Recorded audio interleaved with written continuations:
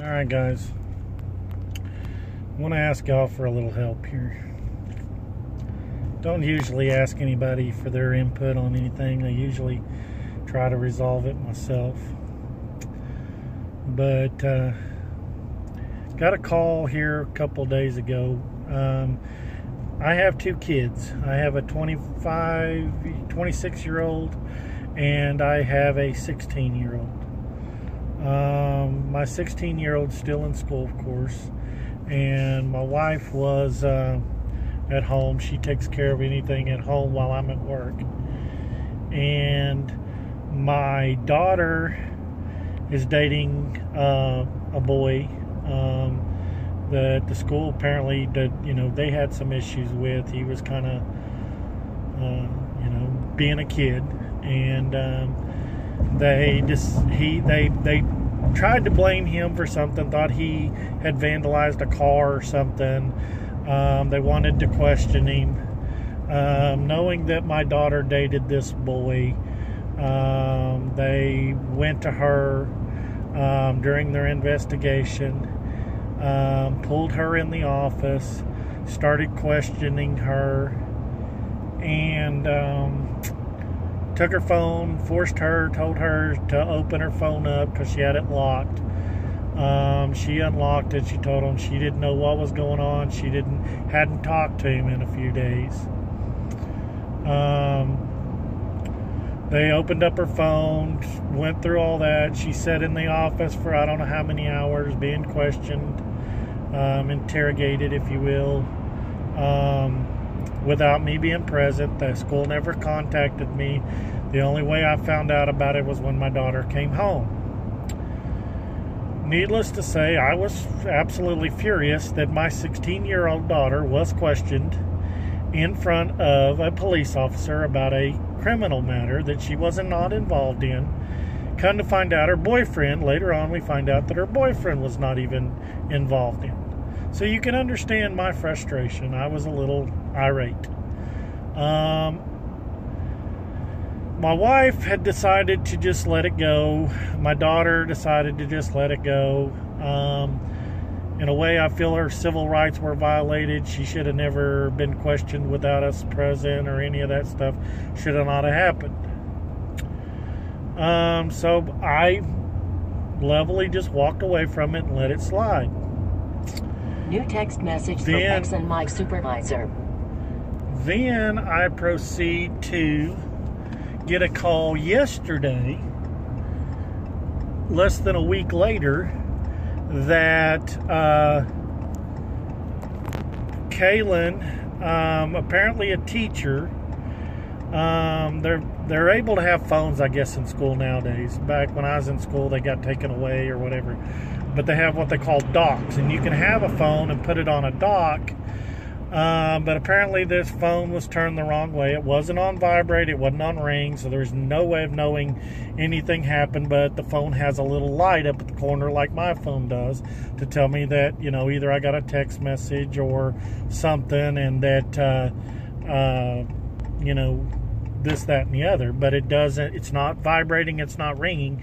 It shouldn't be irritating anybody. But that aside, the teacher went up, grabbed my daughter's phone off of the dock, opened it up, and proceeded to read a personal text from her boyfriend out loud to the whole class. Needless to say, my daughter about died. Then she proceeded to text to my daughter's boyfriend that she was in class, this, that, and the other. That I'm not upset about. What I'm upset about is the fact that this teacher took it upon herself to touch property that belonged to me or my daughter. She doesn't pay the phone bill. She didn't buy that phone, and proceeds to use it as though it's hers. Needless to say, I'm furious. I've went to principals. I went to administrators. Here's my take on that. Everybody says that, there's school shootings and stuff like that, and the kid was bad. But here's my take on that. I don't think they get enough information from all this. You know, you hear about the shootings, you hear that they shot all these, and it's bad. I mean, it's horrible that it happens. But do they really tell you that, hey, you know, the teacher bullied this kid, insulted the kid in front of hundreds of kids, and humiliated them, done all this, and no, they don't. Here's my take on that, and here's why.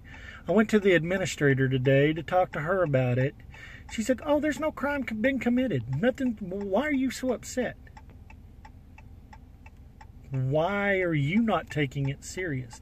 That's the problem with society today. Everybody steps off.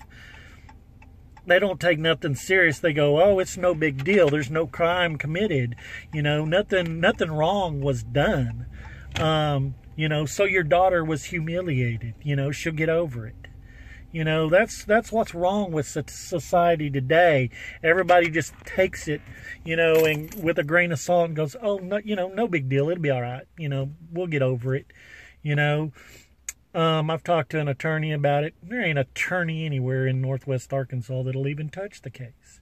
Oh, it takes so much money to litigate it and this and that and the other and this, that, and the other. And, of course, they won't tell you. And here's another thing that really irks me. They say, oh, well, the teachers has privacy. And I understand privacy rules. I mean, I understand those 100%. But here's my take on that. Okay?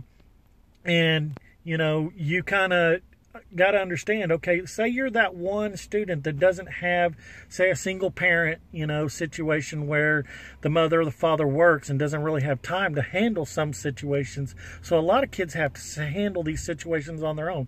They don't have the convenience of having a father or mother at home that can, sit down with them and talk things through. And so just like us, this happened Tuesday. Here it is Thursday. And all we see is this teacher come back to school. Okay? She just humiliated my daughter in front of a whole class, which is basically bullying. She's done it several occasions. There's been other cases, and, my wife talked to the principal and said, well, I could understand why you'd think your daughter is being bullied. Okay? You understand why my daughter is being bullied, or why I would think that. What are you doing to change that situation? Why are you not addressing the fact that bullying's going on in these schools and is actually happening, but you just play it off and it's like it's no big deal? Why are you so upset? My take on that is, if we just sit back and we don't do nothing, the way I see it, if I address this situation, it may not just be addressing the fact that it's my daughter that it happened to, but it may also be preventing that teacher or that student from bullying another one. It just kind of, it's just unsettling that, this actually happens on a daily basis. And, a lot of students probably just sweep it under and think they can't do nothing about it. And, this, that, and the other. And that's what I just don't understand. They want to put a stop, to this bullying and stuff, and then they want to stop these shootings. And their answer to stopping these shootings in schools is, oh, well, let's just ban guns. If they don't have the gun, this won't happen. There's other ways to kill somebody. I mean, I'm not going to go through it here on YouTube, but I mean, a gun is not the cause. I mean, we need to get to the root and the cause of the situation that is causing people to have shootings and shoot all these people. Letting the school staff get by with bullying and just give them a slap on the wrist.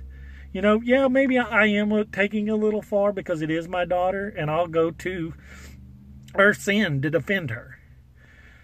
But instead of addressing the gun situation, maybe we should address the bullying in school and put a stop to that. Address why, they never go into the details of why, they don't have they never give you in media the cause or why this person, usually it's because that person's dead. When you hear shootings and stuff, that person usually gets shot and killed, and you never hear their side of it.